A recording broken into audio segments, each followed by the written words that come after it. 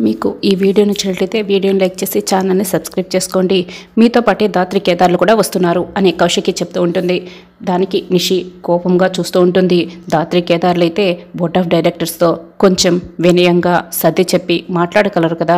నిషికి కోపం ఎక్కువ, సరిగా మాట్లాడలేవు నిషి అని కౌశికి చెప్తూ ఉంటుంది. నాపై నమ్మకం లేనప్పుడు నేను మాత్రం వెళ్ళటం ఎందుకు వదినా?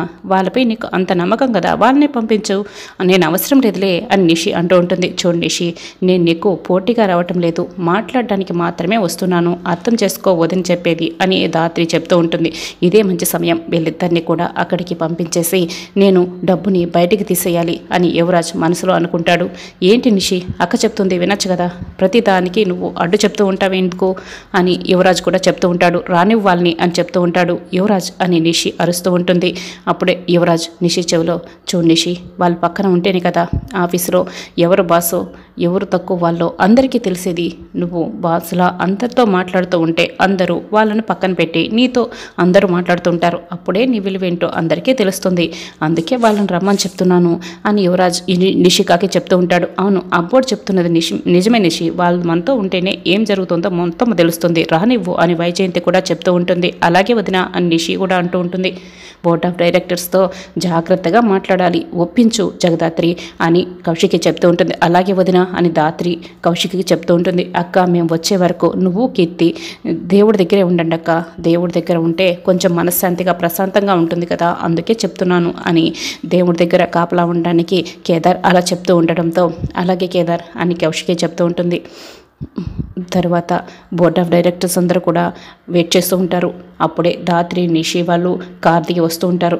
ఆగవే, నువ్వేమన్నా నాకు బాస్వా, నా ముందు నడిచి వెళ్తున్నావు, నువ్వు ఉండాల్సింది ఎప్పుడు కూడా నా వెనకే అని నిషిక చెప్తూ ఉంటుంది. కార్ దిగిన వెంటనే ముందు వెళ్తున్న జగదాత్రిని కేదార్ని అరుస్తుంది. నీకు కళ్ళెప్పుడు నెత్తిన ఉంటాయి కదా నిషి, కింద చూసుకోకుండా ఎక్కడ బోర్ల పడిపోతావేమని నేను ముందు నడిచి వెళ్తూ నీకు దారి చూపిస్తున్నాను అని దాత్రి చెప్తూ ఉంటుంది. నువ్వు అడిగిన ప్రశ్నకి సమాధానం దొరికినట్లయితే మనం త్వరగా లోపలికి వెళ్దాం నిషి, బోర్డ్ ఆఫ్ డైరెక్టర్స్ ఇప్పటికే మన కోసం వెయిట్ చేస్తున్నారు అని కేదార్ చెప్తూ ఉంటాడు. కేదార్ వెళ్దాం అని దాత్రి కేదార్ నిషిని పట్టించుకోకుండా వెళ్తూ ఉంటారు.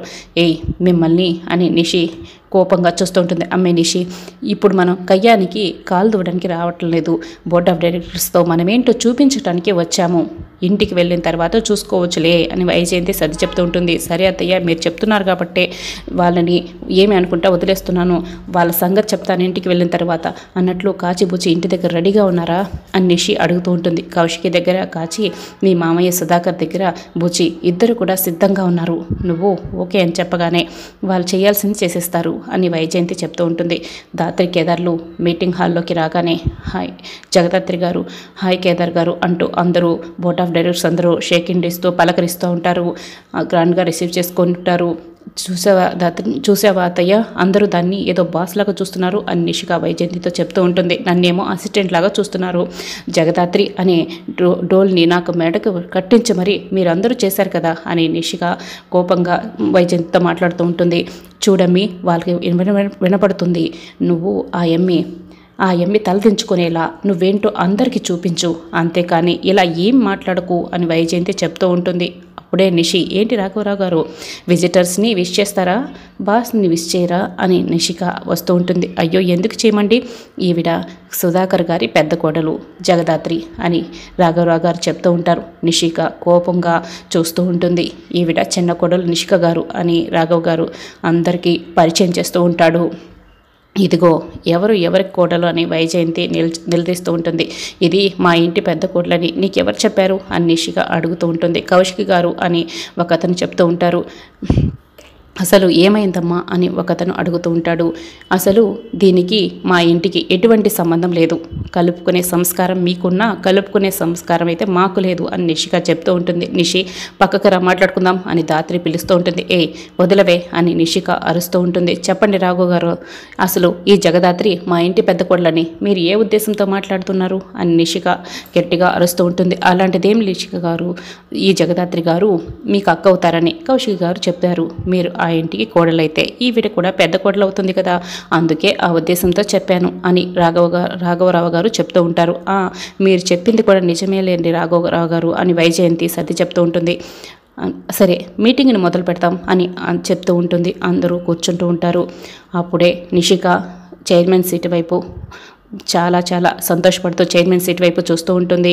దాంట్లో కూర్చోబోతూ ఉంటుంది. అప్పుడే కేదార్ సైగ చేయడంతో వెంటనే ధాత్రి ఆ కుర్చీని కొంచెం పక్కకు జరిపేస్తుంది. ఏం చేస్తున్నావే అని నిషిక ధాత్రి దగ్గరికి వచ్చి నిలదీస్తూ ఉంటుంది. అదే నేను కూడా అడుగుతున్నాను, నువ్వేం చేస్తున్నావు? నువ్వు కూర్చోబోతున్నావు, అందుకే నేను కూడా దాన్ని పక్కకు లాగాను అని ధాత్రి చెప్తూ ఉంటుంది. నా స్థానంలో నేను కూర్చుంటుంటే మధ్యలో నువ్వేంటే అని నిషిక అరుస్తూ ఉంటుంది. అది నీ స్థానం ఎప్పటికీ కాదు, ఇలా ఉంటే ఎప్పటికి కూడా కాదు అని ధాత్రి చెప్తూ ఉంటుంది. ఏంటే తెగరెచ్చిపోతున్నావు? నేను అది చేస్తాను ఇది చేస్తానని నువ్వు మాట్లాడుతూ నాకు అడ్డుపడుతూ ఉన్నామనుకో, నిన్ను ఇంట్లో నుంచి బయటకు గెంటేస్తాను, ఆ హక్కు కూడా నాకుంది, నేను అదే చేస్తాను అని నిషిక చెప్తూ ఉంటుంది. నేను కూడా అదే చెప్తున్నాను. ఇక్కడికి వచ్చామా, బోర్డ్ ఆఫ్ డైరెక్టర్స్తో మాట్లాడామా, 2 నెలల గడువు తీసుకొని ఎలక్షన్స్ వాయిదా వేసి వెళ్ళామా, వాళ్ళు పెట్టిన బిస్కెట్లు తిన్నామా అన్నట్లు ఉండాలి. లేదు నేను ప్లాన్తో వచ్చాను, దాన్ని అమలు చేసే వెళ్తాను అని అంటే నీ పరువు పోవడం మాత్రం ఖాయం అని జగదాత్రి చెప్తూ ఉంటుంది. అయ్యో ఈ అమ్మి ఏదైతే చేయొద్దని చెప్పినానో అదే చేస్తుంది అని వైజయంతి చూస్తూ ఉంటుంది. ఏంటి వీళ్ళు ఎలా మాట్లాడుకుంటున్నారు అని బోర్డ్ ఆఫ్ డైరెక్టర్స్ అందరూ వాళ్ళని చూస్తూ ఉంటారు. అక్క చెల్లెలిద్దరూ ఎప్పుడు ఇంట్లోనే ఉండి మాట్లాడుకుంటారు కదా, మళ్ళీ ఇక్కడ కూడా మేము మాటలు అవసరమా? ఇంటికి వెళ్ళిన తర్వాత మాట్లాడుకోవచ్చు, ముందు మీటింగ్ మొదలు పెట్టండి అని వైజయంతి చెప్తూ ఉంటుంది. అప్పుడే ధాత్రి కౌశికి వదిన ఆరోగ్యం గురించి మీకు అందరికీ తెలిసిన విషయమే కదా, కాబట్టి ఎలక్షన్స్ 2 నెలలు పోస్ట్ పోన్ చేద్దామని అడగడానికి వచ్చాను. మీకు పరిస్థితి అంతా రాఘవరావు గారు వివరించి ఉంటారు కదా అని ధాత్రి కేదార్లు చెప్తూ ఉంటారు. అప్పుడే నిషి చూడండి, ఇప్పుడు ఈ ఎలక్షన్స్ 2 నెలలు పోస్ట్ పోన్ చేస్తారా, లేదంటే అంతవరకు ఎవరినైనా టెంపరీగా ఈ చైర్మన్ సీట్లో కూర్చోబెడతారా, మీ ఇష్టం అని నిషిక చెప్తూ ఉంటుంది. నిషి నువ్వేం మాట్లాడుతున్నావో నీకు అర్థమవుతుందా? మనం వచ్చింది ఎందుకు, నువ్వు మాట్లాడుతుంది ఏమిటి అని ధాత్రి మెల్లగా అడుగుతూ ఉంటుంది. ఖాళీగా కుర్చీ ఉన్నప్పుడు మనం కూడా కూర్చోవడానికి భయపడితే ఇంకెవరు వచ్చి కూర్చుంటారు? దానికే అర్థమే లేదు. మీరు మాట్లాడితే కరెక్టే, నేను మాట్లాడేది కరెక్టే, నువ్వే నోరు మూసుకొని ఉండు అని నిషి చెప్తూ ఉంటుంది. నాకెందుకో నిషిక గారు చెప్పింది కరెక్టే అనిపిస్తుంది అని ఒకతను చెప్తూ ఉంటాడు. నిషిక వయసు తక్కువే కావచ్చు, కానీ అవకాశం ఇచ్చి చూడండి, బాగా రాణిస్తుంది, అన్నీ కూడా బాగా చేస్తూనే అని వైజయంతి చెప్తూ ఉంటుంది. అత్తయ్య మీతో ఒకసారి మాట్లాడాలి, పక్కకు రండి అని ధాత్రి అంటుంది. అవును పిన్ని, రండి పిన్ని అని ధాత్రి కేదార్లు వైజయంతిని పక్కకు తీసుకువెళ్తారు. అప్పుడే నిషి గో హెడ్ అన్నయ్య అన్న మెసేజ్ని బూచికి పెడుతుంది. వెంటనే బూచి నిద్రపోతున్న సుధాకర్ గదిలోకి వెళ్ళి సుధాకర్ ఫోన్ని తీసుకుంటాడు. అదేవిధంగా కాచి దేవుడి దగ్గర ఉన్న కీర్తితో ఆడుకుంటున్న కౌశికి దగ్గరికి వెళ్ళి, అక్క ఒకసారి నీ ఫోన్ ఇవ్వవా, ఫోన్ మాట్లాడిస్తాను, నా ఫోన్లో ఛార్జింగ్ లేదు అని కౌశికి ఫోన్ని కాచి తీసుకుంటుంది. ఇద్దరు ఆ ఫోన్లు తీసుకొని ఒక మెసేజ్ని బోర్డ్ ఆఫ్ మెంబర్స్ అందరికీ కూడా పంపించేస్తారు. తర్వాత వైజయంతితో మాట్లాడి మళ్ళీ ధాత్రి కేదార్లు మీటింగ్ హాల్లోకి వస్తారు. చూడు నిషి, కొంచెం ఆలోచించే నిర్ణయం తీసుకో, మనకి గొడవలు ఉన్నాయనుకుంటారు, నేను చెప్పేది అర్థం చేసుకో అని ధాత్రి నిషికి మళ్ళీ చెప్తూ ఉంటుంది. అప్పుడే ఉన్నట్లుండి అందరికీ మెసేజ్లు వస్తాయి. చూడండి, నా ఆరోగ్యం కారణంగా 2 నెలలైతే నేను చైర్మన్ సీట్లో బాధ్యతలను నిర్వర్తించలేను, నా బదులుగా నిషికని ఆ చైర్మన్ సీట్లో కూర్చోపెట్టడానికి నాకు ఎటువంటి అభ్యంతరం లేదు. కౌశికి సుధాకర్ దగ్గర నుంచి మెసేజ్లు వచ్చినట్లు కాచిబూచి ఇద్దరు కూడా బోర్డ్ ఆఫ్ మెంబర్స్ అందరికీ కూడా పంపించేస్తారు. అలా పంపించేసిన తర్వాత మళ్ళీ ఆ మెసేజ్ని డిలీట్ చేసేస్తారు. ఎస్, మనం అనుకున్న పని పూర్తయిపోయింది అని కాచిబూచి హైఫై ఇచ్చుకుంటుంటారు. ఆ మెసేజ్లు చదువుకున్న అందరూ ఒక్కసారిగా ఫోన్లను చూసుకుంటూ ఉంటారు. ఏమైంది, అందరూ ఒక్కసారిగా ఫోన్లు చూసుకుంటున్నారు ఏంటి అని ధాత్రి అడుగుతుంది. అంటే ఈ 2 నెలల్లో సీఈఓగా ఎవరిని చేయాలా అని మేము ఆలోచిస్తున్నాం అని అంటూ ఉంటారు. వదిన తన నిర్ణయాన్ని అంత కరాకంటగా చెప్పిన తర్వాత కూడా సీఈఓ చైర్లో వేరొకరిని కూర్చోబెట్టడానికి మీరు ఆలోచించుకోవడం ఏంటి అని ధాత్రి అడుగుతూ ఉంటుంది. మేము ఆలోచించుకొని ఒక నిర్ణయం తీసుకొని మీకు ఆ నిర్ణయాన్ని చెప్తాము, మీరు కాసేపు బయట వెయిట్ చేయండి ప్లీజ్ అని బోర్డ్ ఆఫ్ మెంబర్స్ చెప్తూ ఉంటారు. అలాగేనని ధాత్రి కేదార్లు బాధపడుతూ బయటకు వచ్చేస్తారు. వైజయంతి నిషిక మాత్రం చాలా సంతోషంగా ఉంటారు. ధాత్రి కేదార్లు బయట వెయిట్ చేస్తూ ఉంటారు. అప్పుడే రాఘవరావు బయటకు వస్తున్నారు. మీతో కొంచెం మాట్లాడాలి అని ధాత్రి అంటుంది. క్యాబిన్కి రండి మాట్లాడుకుందాం అని ధాత్రి కేదార్లు అతను ముగ్గురు క్యాబిన్లో మాట్లాడుకుంటుంటారు. ఏం తమ్మి, ఇప్పుడు వాళ్ళు ఏం మాట్లాడుకుంటున్నారు? బోర్డ్ ఆఫ్ డైరెక్టర్స్ ఎవరో ఒకరిని సెలెక్ట్ చేసుకుంటారు, కానీ నిన్నే అని గ్యారంటీ లేదు కదా అని వైజయంతి చెప్తూ ఉంటుంది. మనం పెట్టిన మెసేజ్ల గురించి కూడా చెప్పేస్తారే మమ్మీ అని వైజయంతి టెన్షన్గా ఉంటుంది. అలా చెప్పరత్తయ్య, కంపెనీ రూల్ ప్రకారం వాళ్ళు ఏ కారణంగానూ దీన్ని సెలెక్ట్ చేసుకుంటున్నారు అన్న విషయం బయటికి అస్సలు రానివ్వరు. మనం పెట్టిన మెసేజ్ల గురించి ఎవ్వరికీ తెలియదు అని నిషిక చెప్తూ ఉంటుంది. నువ్వు చెప్తుంటే నాకు చాలా ధైర్యంగా ఉంది అని వైజయంతి అంటూ ఉంటుంది. సరే, వాళ్ళు ఎవరిని సెలెక్ట్ చేసుకుంటున్నారో మనకు తెలిసేది ఎలా? అందుకే వాళ్ళ అభిప్రాయం ఏంటో తెలుసుకోవడానికి నేను ఒక పావురాన్ని అరేంజ్ చేశాను. అదిగో ఆ పావురం వస్తుంది చూడండి అని రమ్య అనే అమ్మాయిని చూపిస్తూ ఉంటుంది. ఏంటి రమ్య, నేను చెప్పిందంతా గుర్తుంది కదా అని అంటూ ఉంటుంది.